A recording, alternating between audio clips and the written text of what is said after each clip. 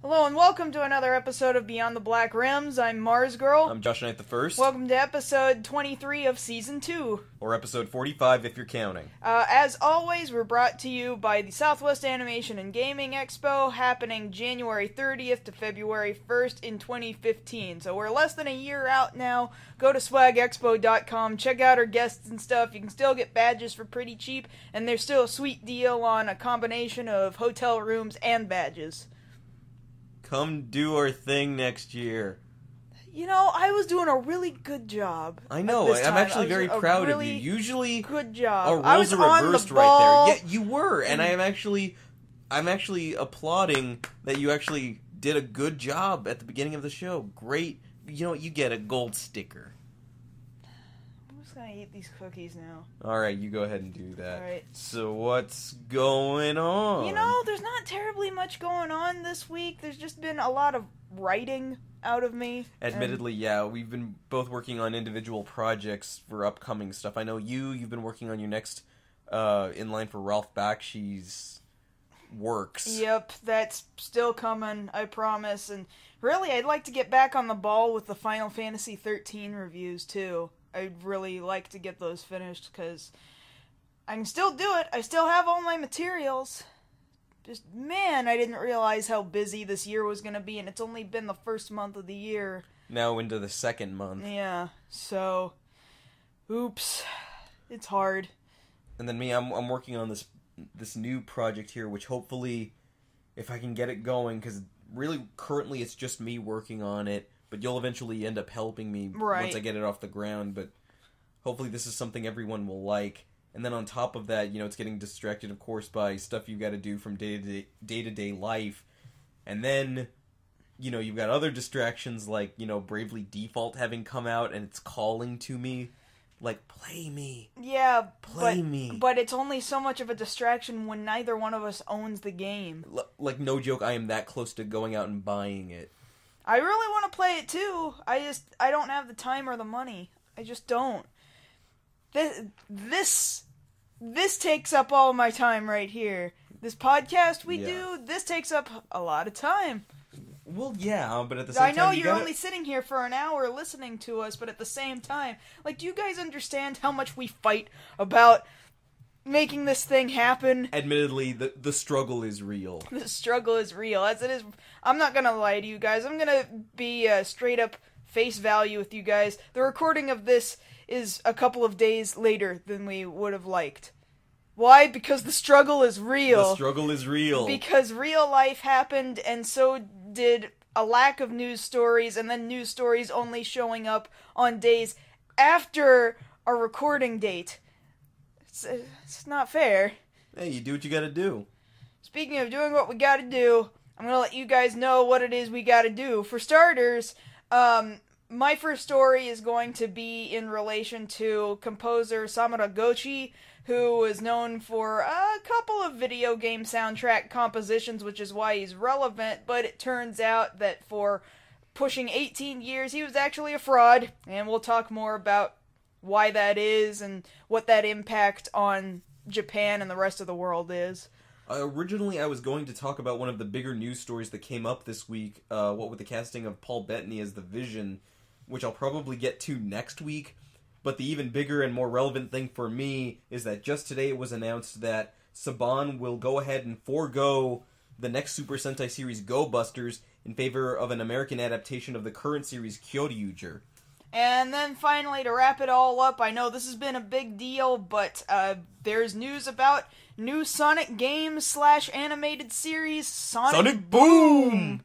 I can't not say it like that. I really can't. Well, anytime I hear Sonic Boom, I think the song Sonic Boom, which accompanied a previous Sonic game. How's that go again? Sonic Boom, Sonic Boom, Sonic Boom, which is funny because in an AMV Hell, they actually combined that song with Guile. As they should have. Sonic Boom, he's doing his arm wave thing, Sonic Boom, it's just funny. Really, we don't need to be talking about that right now. Okay, we don't have to. We'll talk about it. So what are we talking about? Well, we'll go ahead and talk about some other stuff. Every so often we have one major update. This time we have a lot of little updates, and most of it has to do with stories we've talked about this season. Wait a minute, didn't you tell me you wanted to tell people that you went and saw the Lego movie? Oh, I can talk about that. Well, yeah, it sure says I can. right there in the notes. I did put that in the notes, didn't I? You sure did. Okay, so like no joke, people, the Lego movie is legit. I know I said that on Twitter already, but a lot of people, I can understand how they would be skeptical of wanting to go see this movie. Like, oh, it looks like it's for kids. It doesn't look like it's going to be that great. It might not be as good as Wreck-It Ralph. No, here's the deal. Like, this movie managed to legitimize the premise in and of itself. Because, yeah, it is what it shows you in the trailers. It's one Lego character finding out he's bigger than what he is, and then teaming up with all these other Lego characters to take on, you know, Lego Will Ferrell. And that story still remains true. But I can honestly say by the end of the movie, there were feels. Because they managed to bring feels into a Lego movie. And the jokes were on, like, they were on my level. I laughed quite a bit at them. And there's a few cameos in there that you might not expect. Really, one very big one. You know, I'm not going to give it away. But I definitely recommend going to see it. I think currently it still holds a 99% on Rotten Tomatoes right now? That's huge. That is massive. That never happens on Rotten Tomatoes. Yeah, because usually that's where people go and, you know, trash on things. And usually it's a more... currently it's 97% on the tomato meter, 93 by the audience. That's still... Yeah, it's still huge. That's still ridiculously high. So... Whereas Vampire Academy... has an 11. Has an 11. So yeah, that I definitely wanted to put my 2 cents in that because I actually liked it that much. Well, all right. I mean, I didn't go see it. You went with other people, and that's okay because I work stupid hours. Yeah, I understand. But I would have gone. I admittedly from trailers alone and from commercials, I was like, it just looks like a movie. It didn't really. No, I admit I had my reservations too. I just thought, oh, this is going to be a movie, and then I didn't realize. Oh, snap, you're actually telling a story here. Yeah. With Legos. And of course, yeah, it helps if you've played with them growing up, but you didn't have to be a master builder to enjoy this movie, although you probably get it a little bit closer to the chest in the heart area if you were. Well, that I would assume is the same feeling as Wreck-It Ralph with gamers. Yeah. You don't have to be a gamer to enjoy it. However, if you are a gamer, then you're just in love with it. Yeah, but it's that same feeling that Wreck-It Ralph managed to do, where it goes beyond you having to be a gamer to watch it, and talks to something a little deeper inside you. Mm-hmm. So I was happy with that. I definitely recommend going to see it. But getting back to these stories here, and we'll just go over them real quickly. There was a couple of casting things. First off on the chopping block is that Gary Oldman apparently came forward and said he has been approached for a role in Episode 7 of Star Wars. Ooh. Yeah, of course, Gary Oldman, great actor. He plays them all. He plays villains. He plays heroes. He plays wise guys. He can play sage guys. You know, he could do whatever they want. Yeah.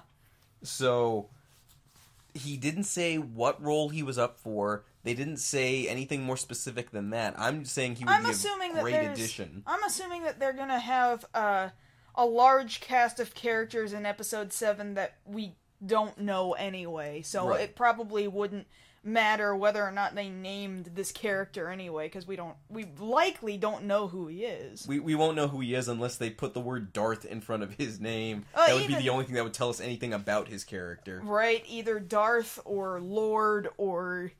Like, unless he has a title, then it's not really going to matter. It's not going to be very telling of what his character is. I'm remembering back, you know, for the longest time, I only saw Gary Oldman as a villain, you know, for roles like The Fifth Element and things like that. Like, he was such a good villain in that.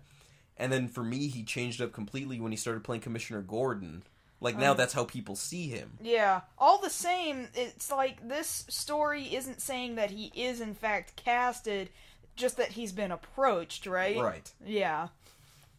No, that didn't even say whether or not he took the job. Yeah. He very well could have signed some sort of NDA as to whether or not he did. Probably why he couldn't say more than that. Now, kind of on a similar line, since he played Commissioner Gordon, we had talked earlier about Fox working on this new television series called Gotham, which would feature a young Commissioner Gordon. Well, it seems that now they have officially casted Ben McKenzie in the role of Commissioner Gordon. Of course, since this is the past, he wouldn't be Commissioner yet. He'd probably be just Detective Gordon. Uh-huh. And Ben McKenzie, people would know from other shows like The OC, or more recently Southland, where he currently, well, not currently, more recently plays a cop. Yeah. So playing a cop, to be a cop, that's fine. That makes perfect sense. He's already fitted for the role. We're still waiting to hear other casting announcements, but this is the first of many, of course. We still have to see who they're going to cast for Bruce Wayne and many of the other rogues gallery of villains. Mm-hmm. But it's nice to see that this project is moving forward. And then the last thing we wanted to bring up for this bit of updates is that it's officially been announced that Will Smith will not return for Independence Day 2. Well then, what is even the point? Well, there's... Why is there even a point to their making an Independence Day 2 to begin with? And then on top of that, if you're not going to have Will Smith in it, then just forget it. Why bother? No, never mind. I don't want to. Well, because it's the whole thing of that movie helped make him the mega star that he is now. Like, there's no denying that. I mean, Bad Boys was big, but then Independence Day was huge. Oh, yeah. Like, city eclipsing and White House blowing up huge. No kidding. Right? And yeah, it's not like he couldn't use the good press after how After Earth did. Mm-hmm. So I don't know why he wouldn't do it. It could still be that perhaps he's too expensive for it. It's possible, I suppose. Now, it had been mentioned before that 2 drafts of the script had been developed, one with him in it and one without it, so now we obviously know which version of the script they're going to go with. I guess. I'm still not happy with the project, and I can't lie and say that I'm any more happy, actually less happy, that he won't be returning either. But yeah, we'll see where that goes. Just, that means the amount of one-liners has already dropped by 50%, if not more, without his inclusion in the cast. I'm sure there will be one-liners, but they will be far less tolerable than they once were. Yeah. Just not interested. Not even interested. See, the worst thing now is some other character saying his one-liners.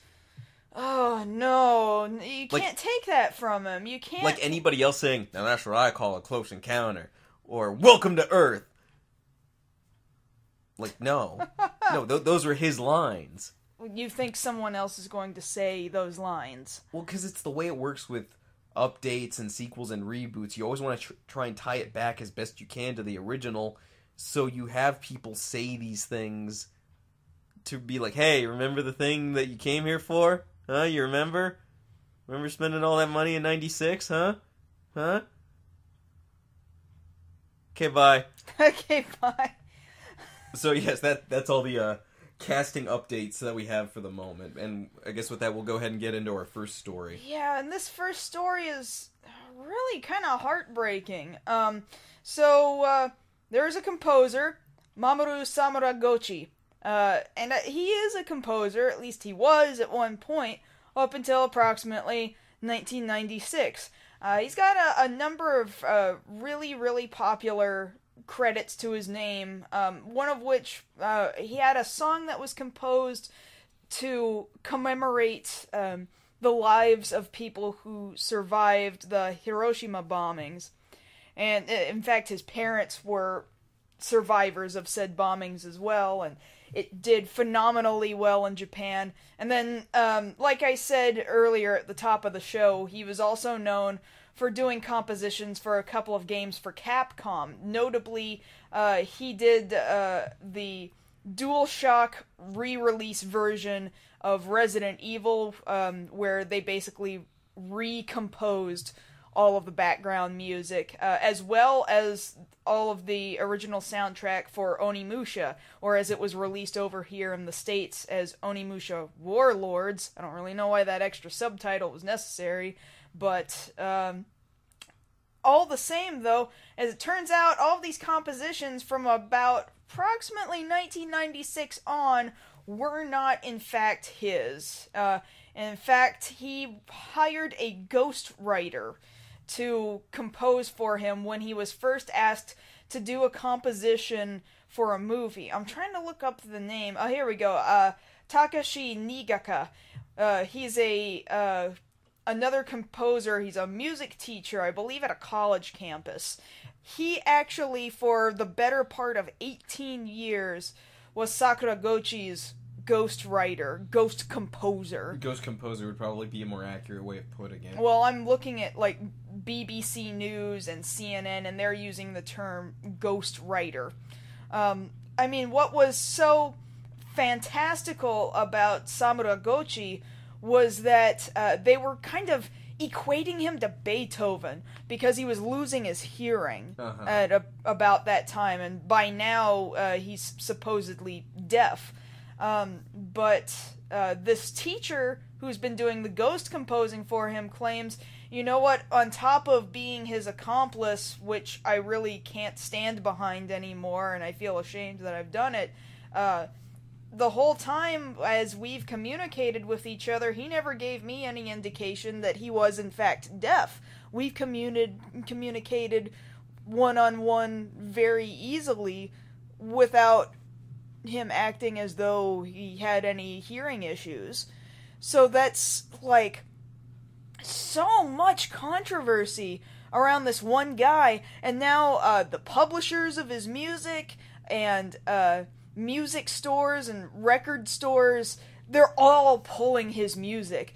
Everyone is so ashamed. They won't even sell his music anymore because everyone was under the impression that he was the one who composed it. And what's really bringing this to light is the fact that there's a figure skater in the Olympics right now over in... To put this in context, this is what really brought it to the forefront. Yes, this part right here. This is what really brought it forward, and it's... what is the name of the figure skater? I just brought his name up. But a Japanese figure skater over in Sochi is set to use one of his pieces, a sonatina that he supposedly composed. Technically, wouldn't it be supposed piece now? Well, it's a real piece. It's not that the piece is supposed. Well, yeah. It's that supposedly Samuragochi composed it, but he didn't. It was his ghost composer who composed it. So this sonatina, he's set to skate to this song on the 11th, here in just a few more days. But the teacher who did the composition now says, Nigaka, that's the teacher's name again, he says, I couldn't let this come to light and be part of the lie. I couldn't let him get dragged down in this lie, and the lie would be part of the Olympics and be part of our national culture and history, and he didn't want to be part of that. So that's why it came up at all.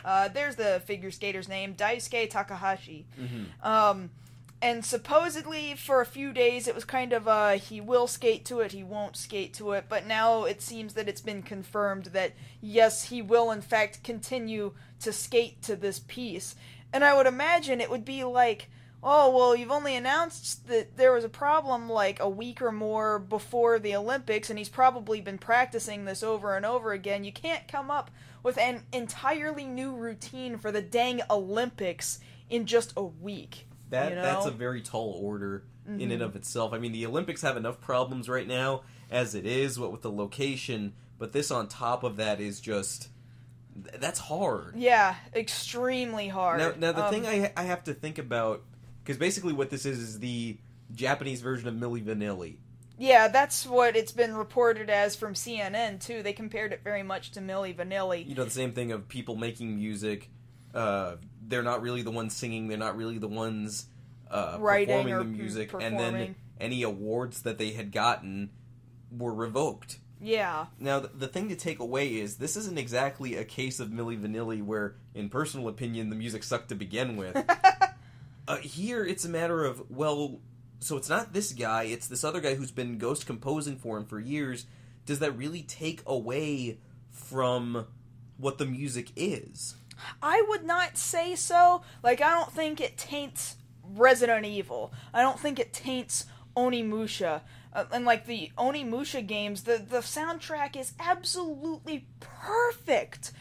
Perfect for that game. And I'm not going to go back and play Onimusha and be like, oh, now I have to turn the music off on this because I can't stand this sacrilege. No, like, why would you do that? To me, it's not like that. It's the story behind it that's shameful, but it's not like it was plagiarized off of something else. Right. All things considered, if it weren't for the fact that the guy was an accomplice, the teacher was an accomplice in aiding Sakuragochi's lie in whether or not he actually composed these pieces, I'd almost be like, dude, you were sitting here composing these tracks for 18 years and, like, nobody knew, and, like, you're really this amazing composer? Yeah. Like, if not for that, like, shoot, this hurt his career, though. This hurt both their careers. This hurt a lot of people's careers. If only he had been, like, perhaps if he had come forward a little sooner, or heck, a lot sooner, then people would have been like, oh, so you're the guy we need to be paying attention to. Man, can you imagine the career he would have had instead? Well, yeah, that's really what it comes down to when you find out, oh, it was you this whole time? Like, really, that's the thing that sucks about it, because he's taking as much blame as he is coming forward with, yeah, I've been the one writing for him. In fact, now really, we can't really go anywhere with that. Exactly. And in fact, Sakuragochi is really not communicating through, he himself is not doing any of the communication. It's all of his lawyers and his own personal team that are going, oh yeah, he's really sorry, but he himself hasn't come forward and said it in his own words. Right. Perhaps it's to keep up the appearance that he is in fact deaf. Of course, he says, yeah, I'm deaf. I was going deaf when I met the guy. Now, you had mentioned when we had talked about this briefly before that people were even wondering if that was true. Yeah, like I was saying, the teacher, Nigasa, or Nigaki. Yeah, Nigaki. Nigaki says, oh, when we communicate, I can't tell that he's deaf. He communicates with me just fine. He gives me no impression that he's deaf. So it's this impression that if he's lying about the music, what's to say that he's not lying about having a hearing problem? Yeah, so not only is he not a composer, but he's also not an amazing Beethoven-level composer. Or you can't make that correlation because he actually isn't deaf. Yeah. I mean, I don't... Personally, if it was me, I don't think I would want to fake a physical ailment to improve the way people looked at me, because that just seems really douchey. Mm-hmm. I mean, don't get me wrong, plagiarizing somebody else's work is douchey to begin with, but do you really want to go for that extra, like, 10% douchiness? Yeah, like, love me because I'm amazing because I have a problem. Mm-hmm. Like leeching off of people's tugs at their hearts for years. Like, oh, can you imagine doing all of this and being so amazing because you have some condition that, you know, most people don't have, and you're still composing like this. No, stop. That's not cool. Yeah, and then that's not really... It's not true. It's been elicited falsely. Yeah. I mean, admittedly, he has said... He himself admitted to not being the composer, and that's about as much as he himself has said, without the assistance of his lawyers. Well, really, because at this point, anything else he says can only get him further in deep water, in hot water. So, really, I mean, what is the proper course of action after this? I mean, I would think, other than saying, yeah, I was a part of this, an actual, I guess in his case, written apology would make sense. I would say so. A written apology from him and not from his lawyers. I mean, they can release the apology, but it should come straight from him. Exactly, that's what I'm saying. Because until Samuragochi says that, it doesn't really seem like he's entirely sorry and or repentant for having done this. Or he just kind of wants to hide away. I bet he's scared now, because this is a huge lie, considering his compositions meant a whole heck of a lot to a lot of Japanese people, and that the weight of their Olympic skater is on his supposed compositions. That's really heart-wrenching to think about as far as the weight of a nation is concerned. And I say it like that because that's how Japanese people think. Right, with a lot of... a very nationalistic... Very nationalistic, very prideful... you know, if you've done anything to shame somebody, you come forward with it, you apologize immensely profusely, and then anything shameful gets removed. You don't further promote it. Well, it doesn't happen. How does that saying go? The nail that sticks out is the one that gets hammered down? Well, that's in reference to something entirely different. The nail that sticks out, gets hammered down, is the idea that if you are in any way non-conforming to Japanese society, like, say, being one of these crazy J-rock kind of cosplayers cosplaying out by Yoyogi Park, then you're weird and you need to get shoved back into normal society wearing business suits. Well, because I'm thinking about it... That's a completely different in the grand scheme idiom. of things, this was the better way to do it.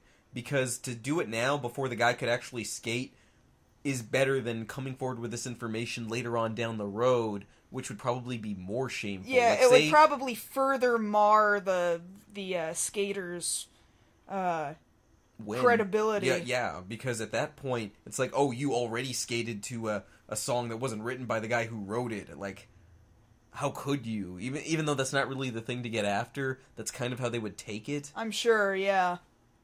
So I think, really, this is the best way they could have done it. Otherwise, you know, what can you say? There's nothing that can be done now. He's got to go on with the show, and I don't think that makes the song not a good song. Right. The song is still good for its musical merit. But, yes, the conditions in which they were published are very, very kind of damning and embarrassing. Embarrassing, to say the least. And that's really about all I've got on that topic. Okay, then I guess I'll jump into mine. This news that I'm talking about was actually reported earlier today from USA Today, and then has been picked up by other news outlets, that Saban will go ahead and forego an American adaptation of Tokome Sentai Go Busters and skip straight to the current series, Juden Sentai Kyoryuuger.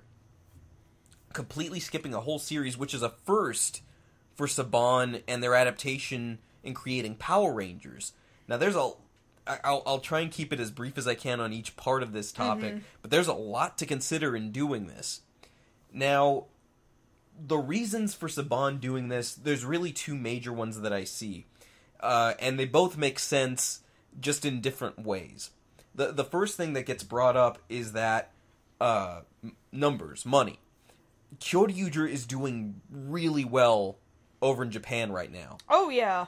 The dinosaurs are always going to do well with kids. Exactly. And especially in Japan, the dinosaur series have always done well. And even back when when I first talked about Kyoryuuger here on the show, and people have asked me in the chats after our live shows, Kyoryuuger has become, over the course of this past year, and it's getting ready to wrap up, one of my favorite Sentai series. Like, the characters are so very vivid. I love a Red who's a strong leader, and King, Daigo, he's such a strong leader, and yet he doesn't overshadow his contemporaries, the other, 5-6 plus Rangers. Yeah. In the series, and the story keeps moving forward. They very much are, as they were shown before, very powerful, very headstrong, like, you can't keep us down. And, yeah, that, like you said, of course, kids love dinosaurs. So, of course, they would make a lot of moolah, a lot of the money. The other thing, though, and this is the more annoying fact, I guess, is that Saban is stuck in this mindset, and really they've been stuck in it since a couple of years ago with Samurai and Super Samurai, now going into Megaforce and Super Megaforce, is that they're trying so hard to rely on this sort of weird nostalgic, hey guys, remember when Power Rangers came out in 93, how cool it was? Every series right now is exactly like that. Remember? Huh? And I guess that is what it feels like every time you turn a corner in the toy section of Toys R Us, too. Well, because it's the way that they're marketing, it's the way that they're creating, it's the way that they've really been doing business. Specifically with Samurai, they went back to basically using the original theme, just changing the lyrics a little bit. And then with Megaforce, it wasn't so hard because the suits were the same color scheme as the original Power Rangers team over here. Red, black, blue, yellow, pink. Mm-hmm. And then the Super Megaforce, that's an anniversary season, so they get to bring back all the old Rangers again. And instead of going for Go Busters... Now, to stop on that for a second, Go Busters didn't do that well in Japan, really. I mean, it did all right, but definitely the numbers were lower. It sucked. Okay, story-wise... It sucked. Having sat through... It sucked. I gave up on Go Busters, but I've said, and I will say again, Go Busters probably would still work fairly well over here because of all the stuff they tried to stick in over there. Heck, they were the first Super Sentai series to refer to their mechs as Megazords. Like, they got that from us. Yeah, and they would say, it's morphin' time. Yes, their transformation device, their wrist device, called out, it's morphin' time. You can't tell me they didn't pay attention to what Saban was doing. It made it into the Japanese product. It's all circular here. It seemed like they specifically tailored it so that it could be used over here. Now I bet they're sitting there thinking, well, that's the last time we're going to try that. I know, and it's the weirdest thing. Because I said before, when we talked about Kyoryuuger, how maybe they might not touch it. An idea that I'm thinking now is that if they go straight for, Kyoryuuger like they're planning on, maybe what they'll do is just switch them around and then do Go Busters afterward. Mm-hmm. That's still a possibility. We can't see any further into the future than that. Yeah, but when have they ever done that? I don't know. This is the first time they've skipped a series. But, like I said, the reasoning is more than likely those two things. One, dinosaurs sell, and two, references to original Power Rangers sell. Yeah, especially right now with the Legendary line that they're releasing of, the Legendary Megazord, Legendary Morphers, Legendary Dragon Dagger. They're trying to bank on that. Now, admittedly, these are good quality products, and if you've got the scratch, I highly recommend picking them up. But, you can only milk that for so long before it starts to feel like you're beating a dead horse. Right. And the other thing to think about, and again, they haven't talked about this, and it slightly worries me because of what they're doing with Megaforce going into Super Megaforce, is the idea of, we're kind of going back to this 1993, 94, 95 era, where it's one team having, or one set of teens, I should say, having multiple sets of powers given to them. And I realized that worked the first time because we had never seen anything like it before. Right. We could be fooled. Yeah, and I was fooled because I was a child. Right. But you go back and you look at it, and there was no really, internet to look up, hey, this came from somewhere. Well, really, you go back and you look at it, and you like it because of nostalgia. You don't necessarily like it because it was very good. I'm going to be straight up and say, you know what, Mighty Morphin Power Rangers is not very good. That is not to say that I do not enjoy Mighty Morphin Power Rangers, because the child in me is still like, I loved this as a kid, and so I still have an emotional attachment to it now. But it's like, when you take that ginormous step back, it's like you really are stepping backward as far as production quality is concerned. Right. And the thing about that worries me is that this current team that, has gone from Megaforce now to Super Megaforce, are they going to subsequently also get these now, what they're calling, and I guess I haven't even mentioned it, the name of the series will be called Power Rangers Dino Charge. I guess that makes sense considering they're dinosaurs and they use batteries to do a thing. The beast batteries. So yeah, that makes perfect sense. People were assuming it was going to be something along those lines like Dino Tech or something like that. Dino Charge, yeah, that's close enough. It makes sense. But yeah, that's what worries me, is that this team will also get these powers and we'll be just dealing with, you know, Rangers getting 3 sets of powers before they decide, hey, you know what, we need to switch. It's just interesting that they decided to license it before the series was even over. That's really the interesting thing to think about, because Kyoryuuger still has, like, 1-2 episodes left. They've never done that before, right? Licensed a series while it's still airing in Japan? Not like this, no. Like, usually we'll hear later, because there was usually that year gap. Uh-huh. But, one, it's the fact that it's not just that the series is ending, this is a series currently airing, so in a way, this is kind of them trying to catch up with the current trend in Japan. Right. But then again, that makes it harder on them, because they already had a series that was ready to go, already finished. They've already got molds for it, all the Go Busters stuff. They could have worked on that and given themselves time to fully develop something for this Dino Charge. Mm-hmm. So really, I mean, I can kind of see both ends of it. One end being, okay, we want to keep up a little bit more current. I know we shot ourselves in the foot by extending out Samurai and Megaforce now. But at the same time, it's like, I see it as that making things harder on themselves. Right, I agree. I think it was really foolish to kind of be like, because Japan and America are 2 entirely different cultures. Uh-huh. And it feels like the reason why Go Busters did so poorly in ratings in Japan, comparably to other series, is because it culturally didn't line up with Japanese ideas and what they think is cool, what they think is fun or funny or whatever. It felt like they specifically tailored it to us. So why we wouldn't just take it and run with it just kind of blows my mind. Like, Samurai, for example, was so Japanese tailored, and yet we took it. I guess I don't entirely understand those choices. Speaking of adaptation, we have here from the press release the official synopsis of what the series will be, and I'll go ahead and read that now. In Dino Charge, the Paragon Prisms were given to a dozen dinosaurs for safekeeping by an alien, but they were lost when asteroids hit the Earth and wiped out the dinos. Now in the present day, an intergalactic bounty hunter starts sniffing around Earth looking for the prisms in order to harness their power and annihilate the world. So a team of Power Rangers forms to find the prisms first and fight the bounty hunter and other threats with dino-powered swords, blasters, Zords, and Megazords. Now, this plot is somewhat similar to Kyoryuuger's plot. Mm-hmm. The only thing being that they're not fighting aliens so much. Like, the Debos Legion was here on Earth. I mean, there was stuff from space that they helped, use to wipe out the dinosaurs. That much is accurate.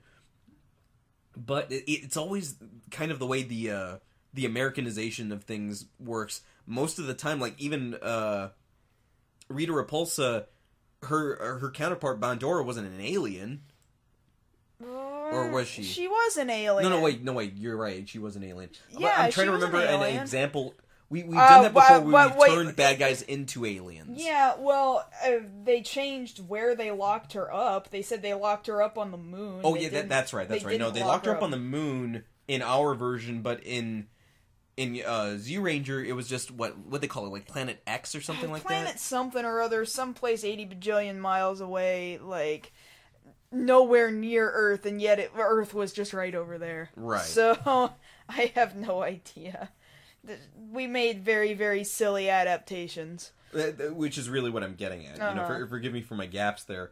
But I'm interested to see what they're going to do with that. Not only that, there's a couple of things, and I'm specifically referencing the characters in Kyoryuuger. Mm-hmm. Kyoryuuger has one of the largest casts at 10 official Rangers. Yeah. That get screen time during the series. Pretty crazy. So how do they plan on pulling that off? Well, see, it's the funny thing about that. The trade-off between cultures is that the 3 of the Rangers are referred to as Spirit Rangers, mm-hmm. and that's a concept that Saban, or really America, actually came up with during the adaptation of Geki Ranger as Jungle Fury, we created 3 Rangers over here to make up for animal characters that were there in the original series. Right. Their toys didn't exist. They're unique specifically to America, and that's something that's only been done a handful of times, starting with the Titanium Ranger back in Lightspeed Rescue. We created villains that were all our own. Oh yeah, Lord Zed. Zed was one of the first examples. Yeah, Zed is all ours. Yeah. Like, there's no Japanese footage of him, and I think you've even mentioned as much, like, what the Japanese think of Lord Zed. Oh, they think he's terrifying. And, kind of us hearing that, we're like, hell yeah, he's terrifying. Yeah. We made him. But the thing to think about is, like, yeah, that's a concept we came up with that they're borrowing, and now we're kind of getting it back in a weird way. Well, Americanizing it. Well, if that's the case, why couldn't they just do Go Busters? Because it's our ideas that we would just be taking back. And then you could be like, oh, Saban, you actually did a thing, not just took a thing. Right. You made a thing, and you can claim that you actually made it. The other thing about it that worries me, again, trying to get back to the characters, is this idea that these are 10 Rangers with some cast members switching out. So it's 10 Rangers split up amongst 14 different characters. Right. That's a lot of story to tell, and they've had a full season to tell this story. Not even counting friggin' the movie Bad Guy Ranger. Mm-hmm. Now, the thing about it is that with, the most recent series, they cut the episode count significantly and cut out a lot of what you would call filler episodes. Right. But the thing about filler episodes, and I'm using air quotes here, is that you use those episodes not so much for moving the plot along, but so much for getting to know these characters, Well, if they're gonna just use the same old cast they've been using these last couple seasons, then we don't need to get to know the characters, but it's like, then you get to enjoy the new series with new suits even in an even shorter amount of time. You don't get as much time with these new cool suits and features, and they're just gonna kind of rush through it. Yeah, and that's the thing I don't like about what they're gonna do with Super Megaforce, is that they're having to rush through it, and very blatantly because of a lack of budget. Mm-hmm. And with this story, like, I very much like what they've done with the story with Kyoryuuger, including all of these characters, the Spirit Rangers and whatnot. And that's going to get shafted. Yeah. Because when the episode count is a fraction of what it is to begin with, like, I think they've already ordered the episodes for Super Megaforce. Like, Gokai Silver, or his counterpart, I should say, shows up in episode 6. Mm-hmm. In Gokaiger, he shows up in episode 18. Like, there's a significant amount of time you get to spend with the Gokaigers before you get to meet Gokai Silver. Mm-hmm. Now, granted, you don't have to necessarily worry about that when you're dealing with the same characters over here. Like, you've already gotten to know them for a season in Megaforce, so you don't need to get to know them in Super Megaforce. But it's a little more shallow that way. Yeah, because there's still going to be special episodes with one particular suit. Just talking suit here. One particular suit is, oh, I'm not doing so well right now. Oh, I'm struggling, whatever. And then the other guys will come in like, oh, no, it's okay. Here, we're coming to join you because you can't do it alone. Like, that's some character development there, even just in suit alone. You'd have to completely skip suit footage. Yeah. And the other thing, too, and I'm wondering whether or not they'll do it, is the fact that, they would have had to have dealt with it not so much in Go Busters. I'm wondering if they'll deal with it at all, assuming that they go with a new cast, is that Kyoryu Blue is the oldest in-suit member, not counting, Uchi, who's technically from the past, but he's in his, late 20s, early 30s. Yeah. And I think it's late 20s, actually. And it's questionable, like, whether or not they would actually keep that over here and cast an older, but not quite so old Ranger. I doubt it, because all they're using are suits. So why do they need to cast an older individual? They're just going to stick with younger people that American children can relate to, because they're just old enough that you're like, I want to be that cool in a few years. But see, that's the thing I liked about it was that, and I think it's worked actually, you know, judging just by the success, is that that character is there for the adults to be like, hey, there's somebody I can kind of relate to. Like, he's having to deal with these young kids, too. Well, I think, what was it? I'm pretty sure I had read that they included somebody at that age because then the adults that had grown up on Super Sentai were now enjoying Super Sentai with their kids, and so you could both have something to relate to when you're both watching it. I don't think Power Rangers has anything like that. Well, to be fair, since the series has been running now for 20 years, and it'll be 21 by the time, you know, this airs in 2015, most of the fans that grew up with the original series are very much of childbearing age. Oh yeah, and have been for quite some time. Yeah. So I think it's fully rational to think that they would want to include a character that older fans can relate to. Mm-hmm. Because if they don't get that out of Gokai Silver, they shouldn't miss the opportunity with Kyoryu Blue. That's a golden opportunity. That would be nice. I just don't believe that Saban knows how to do that. I don't think he's capable. And the last thing I want to get on, and it worries me slightly, was that in the adaptation of Jungle Fury from Geki Ranger, they completely changed what the transformation device was. Instead of going with these basically like arm guard brass knuckle things that the Geki Rangers used, they made sunglasses to use as their transformation device. And to me, that was just kind of dumb. And my opinion's not going to change on that. Here with Kyoryuuger, their device is very blatantly a gun. A bright yellow painted gun. Blaster thing, yeah. You know, I mean, it's not like we don't sell toy guns. Pew, pew, pew, you know, laser noises. I'm just worried, again, that they would do something stupid like invent a completely different transformation device because they want to get around the gun being the important thing. It's not like Power Rangers haven't used guns before in the past. They've been using them since the beginning. I just don't know.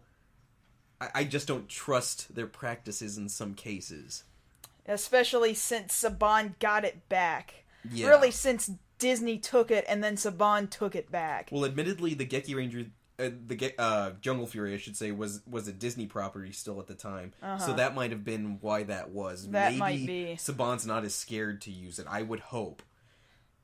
I just really don't know why they would have skipped Go Busters other than those assumed ideas.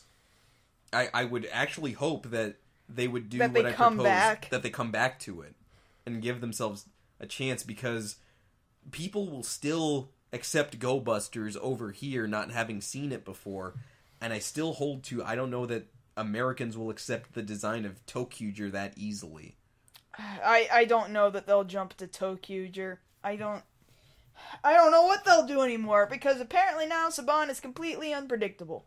Totally and completely unpredictable. But yeah, that's the news as it was handed down today. We'll have to wait and see until after Super Mega Force for any of that. I would think now that with Power Morphicon coming up this year, they'll probably announce more there. More than likely. They can't not. They can't not, since that's the biggest North American Ranger meetup. Mm-hmm. So yeah, as soon as that goes down, hopefully we'll see if there's any news coming out of that. Alright, we're done with that? Yeah, we're done with that. Okay, we're done with that. So, we're going to move on to our final story of the day, and I know a lot of people have been waiting to hear gotta go something fast. about... gotta go fast. Oh, I don't ever want to hear him say that again, though. Yeah, we're going to talk about Sonic Boom, and I really wish it was Sonic Boom, Sonic Boom, Sonic Boom, but I don't think it is, but I wish they would use that song. Because it just makes sense. It just plain makes sense, like, how do you not? So it's not just a video game, although it is a video game, but also a CG animated television series coming out later, this year? Right? Right? You know what? I didn't catch that. Help me look that up real quick. I'll keep talking, though. So these trailers launched for both the game and for the TV series. I think the first thing that anybody saw really was character designs. And really, if you compare, like, original Sonic character sprites to what they've morphed into now, the Sonic characters have become very long and lanky, and I actually like the new designs. It's not really something new. They're just slightly more stretched than they were previously. But to me, they don't exactly look too far removed from their original source material. You can still tell this is Sonic. You can still tell that's Tails. You can still tell that's Knuckles. You can still tell that's Eggman. It doesn't really bother me. I don't understand a need for a bunch of arm bandage wraps, but at the same time, it's not like a game-ruining experience to wrap somebody's arms in bandages. Yeah, like, it makes sense where they put them. It's not like they're covering their face, or they've changed the way their heads are shaped. No, I just don't understand why they all need bandages. I have to agree, though, that with people who are like, oh man, Knuckles, like, somebody hulked you out. Like, he is kind of beefy looking. He's a bit scary looking. I don't think he's scary looking. I think he still looks... He still looks like Knuckles. No, he looks like Knuckles. He just looks like a beefy Knuckles. Well, you think about it. If he's got a name like Knuckles, don't you think he should have a little bulk to him? He was just a recolorization of Sonic. That was all I ever saw in him. And now he's taller, he's broader, and he's arm bandaged like crazy. And again... Well, to make up for the gloves. Yeah, well, again, it's different... But it really holds no bearing on... Really, I think the whole bandage thing makes the most sense on Knuckles. Yeah, I think it maybe should have been reserved solely to Knuckles, actually. So I'm looking at these two new trailers, right? And really, I don't see much to go on. The Sonic Boom trailer for the game has this weird generic dubstep that goes along with it. Like you've heard it in commercials. I actually want to say it's some of the same dubstep that was used in advertisements for Wreck-It Ralph. Maybe. I don't know about that. I don't think Wreck-It Ralph had such pronounced dubstep. Like it was that sort of, we want to use dubstep, but it's cool, but we don't want to freak out the families. It was like really... toned down dubstep. This is a step up from that. I mean, the CG looks very cartoony and very pretty. There's very little gameplay that we're seeing, just a little bit of swinging, a little bit of shooting. A lot of running. A little to a lot of bit of running. There's some spinning. And then there's a whole bunch of cinematics that we're seeing over and over again. They're in some ancient land place. They get surrounded by enemies. Some giant robotic sandworm comes up out of the ground. I wonder who sent that after them.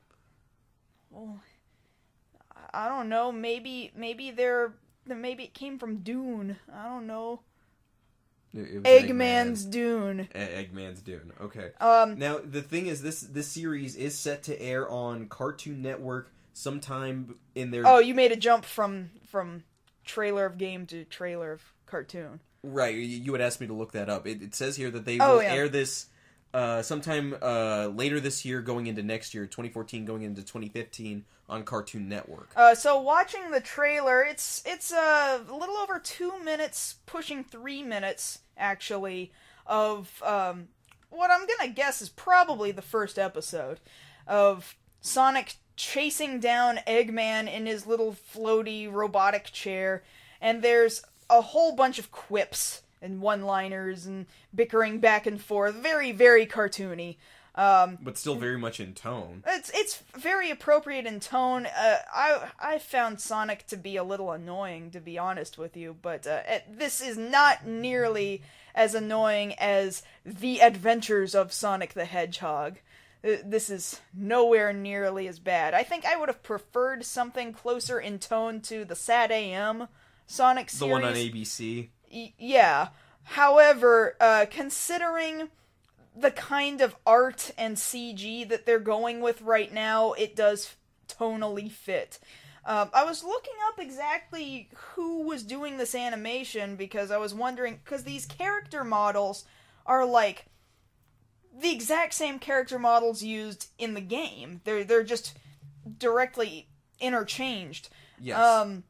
there's this studio called We We spelled O-U-I, as in the French we. Turns out the animation studio is based out of France, and they were once called Genau Productions, I suppose. And actually, they did a little bit of the animation of, if I'm reading up on this correctly, some of the CG for the CG/live action Alvin and the Chipmunks movies. I think I'm picking that up correctly. It looks like this studio has changed hands several times.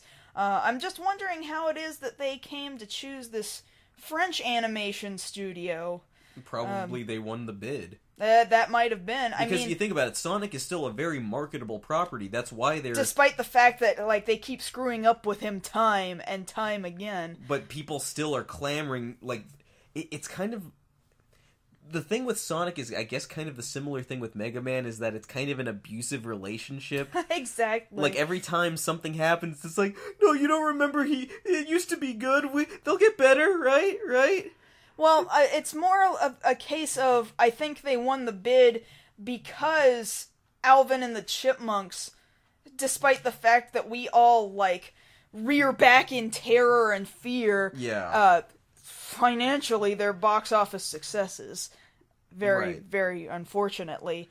So, it makes sense to me, I guess. I just, it's interesting how difficult it is to find any information about this animation studio, because you have to dig through, like, they've never done anything under this whatever I said their name was, this We Do name before. They only just barely, it seems, changed it over from Genau Productions, and most of their other titles are French things that I've never heard of before.